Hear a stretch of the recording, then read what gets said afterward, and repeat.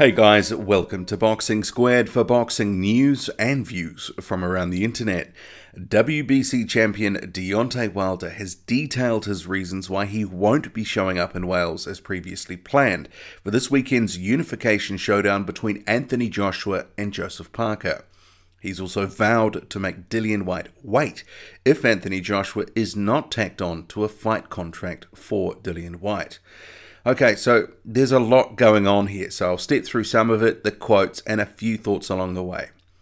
So this Cardiff no-show, how has it come about? So Deontay Wilder, he was due to be a guest commentator for the Joshua vs Parker fight for Sky Sports. This is a role he's done before, he was quite good at it, a good pundit. Then a week ago, Anthony Joshua and his promoter Eddie Hearn, they made it clear that Deontay Wilder would not be allowed to jump in the ring after the fight if Joshua won. And the chief reason given, there is no contract in place for a future undisputed fight because negotiations are currently too far apart. And Wilder, they're saying he could be frozen out altogether if he doesn't get realistic with the negotiations. And any fight between them is of course dependent on Joshua beating Joseph Parker this weekend.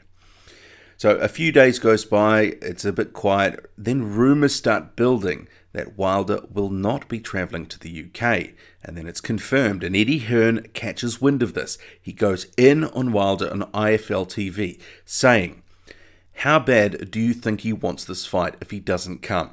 Don't give me all that. All I want to do is unify the division. This is your job." But he don't want to get mixed up with Dillian and Joshua. It's all bullshit. He's happy fighting those geezers. Watch who he fights next. I cannot believe he wouldn't come because he's got a brain. First he was saying about getting into the ring. The Board of Control won't let anyone into the ring after the fight during interviews, right? I don't know whether all of a sudden he's realised Dillian's coming as well, and Dillian would be breathing down his neck. Who is advising these people? Can you imagine how much media Deontay Wilder would get in Cardiff this week? A lot. More media than he's ever had in his last 10 fights put together. These people need advice. That's what they need. There's people who talk and there's people who actually go about their business. Joseph Parker is one that talked but was realistic and actually wanted the fight. There are other people in the world who are talking about the fight, but the reality is they really don't want to know unless they get a deal that's actually not gonna happen. So forget the bullshit about all these other people talking about, "I want Joshua, I want him, I'll fight Joshua." Don't talk bollocks. All you're doing is using Anthony Joshua's name. You've got the entire world in Cardiff. You've got a situation where you've got Dillian Whyte at ringside. You've got Anthony Joshua. Something's bound to happen after the fight to build the fight to astronomical levels. Okay, so that was Eddie Hearn's statement to IFL TV. Before I get to Deontay Wilder's comments in response, my view is that actually Deontay Wilder is missing a bit of a trick here, an opportunity by not going to Cardiff.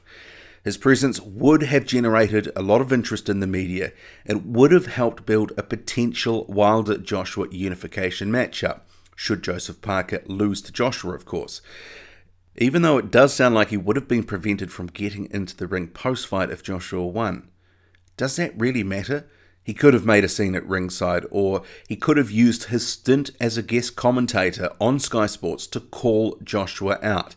He literally would have had the platform to millions of people, and he could have said something, and I'm sure Sky Sports would have given him some latitude to do so, because ultimately they're the broadcaster, and more hype equals a bigger pay-per-view haul when or if the fight is held.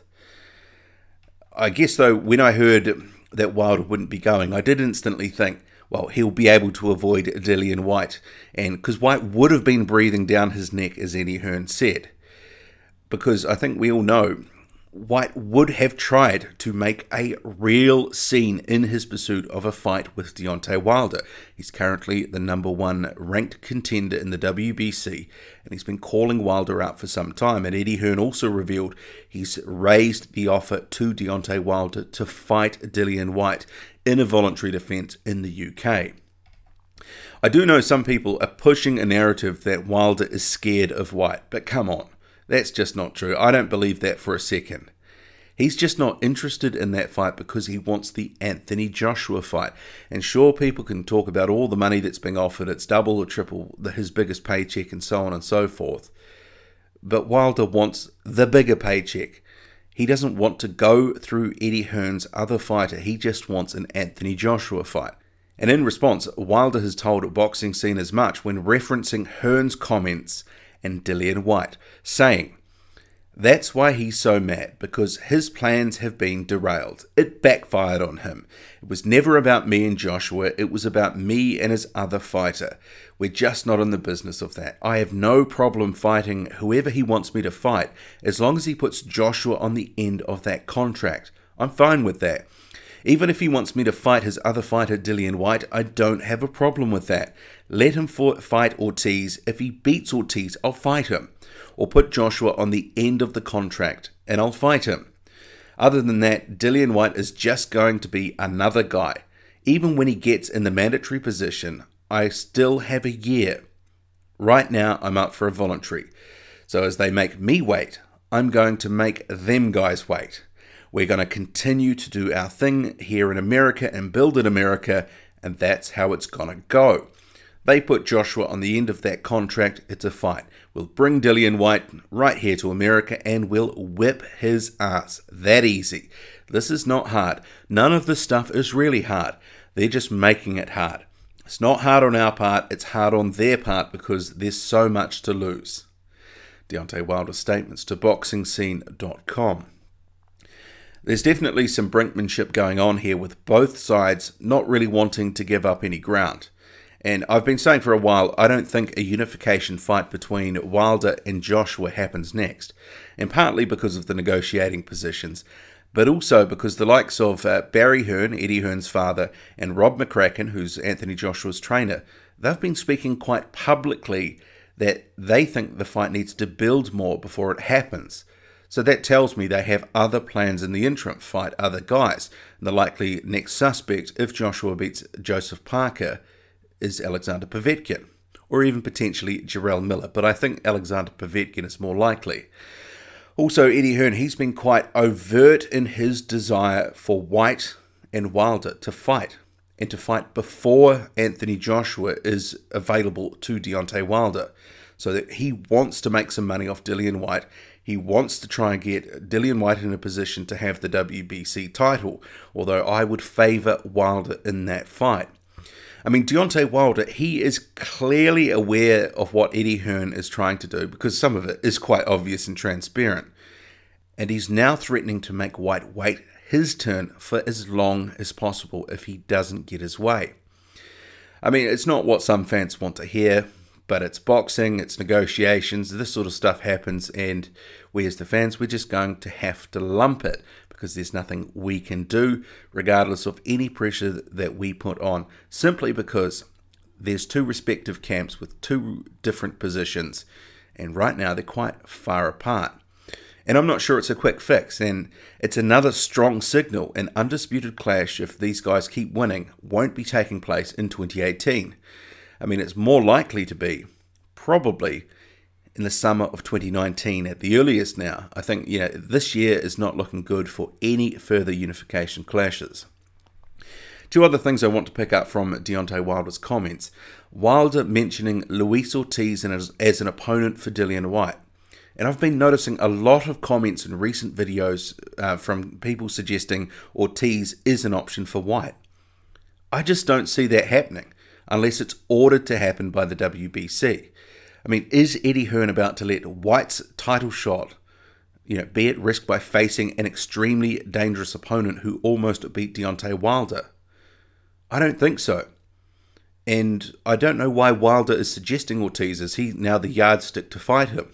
And if that's the case, well, should Dominic Breazeale or someone else be fighting Ortiz first to get their shot at Deontay Wilder? I mean, sure, a Whyte-Ortiz fight, it's a great fight, and I'd like to see it, but I don't think it's realistic. And I'm sure Wilder knows that too. He knows that Eddie Hearn won't be putting Dillian Whyte in front of Luis Ortiz. Doesn't make a lot of sense. The second thing is adding Joshua to any contract for a Dillian Whyte fight. Now, you might remember this was actually raised some time ago, And at that time, Eddie Hearn explained he'd never be able to get that over the line because Joshua would have to agree to it. Because while Whyte and Joshua share the same promoter, commercially they are not connected. So it sounds easy, but actually it's not as easy. It's actually quite hard to do. So these comments, it's a little bit of rinse and repeat. And while they sound good from the Wilder camp, he will know it's very unlikely because Anthony Joshua and Dillian Whyte, they're probably, well, Dillian Whyte will want it, but Joshua's not going to be doing Dillian Whyte any favours commercially. But what I will say is that all this bluster and all this back and forth, it actually serves to keep the respective fan bases talking, debating. It actually helps build this fight even further. It might seem like they're at a point where things can go no further, but it's all actually helping build momentum. So there's this rift, and we're debating about it, talking about it, you know, both sides firing shots, yada, yada, yada. If all sides come to the realization that unification next is unlikely, they're going to keep this stuff going, all this sort of back and forth, because they have to keep stoking the fire, keep the interest there, keep people talking. And then when it does happen, we'll all be like, yay, and it will happen, and it would be a great fight. But, I mean, that all depends on a couple of factors. The most important, they both have to keep winning. But for the meantime, you know, I think we just need to just take a step back, look at this, and see both sides are actually being very calculated here. It's not just one or the other, and both sides are going to have to give some ground before a fight can be made. Okay, drop a comment loud and often. Hit like, hit subscribe, follow me on Twitter, boxing_squared. I'm out.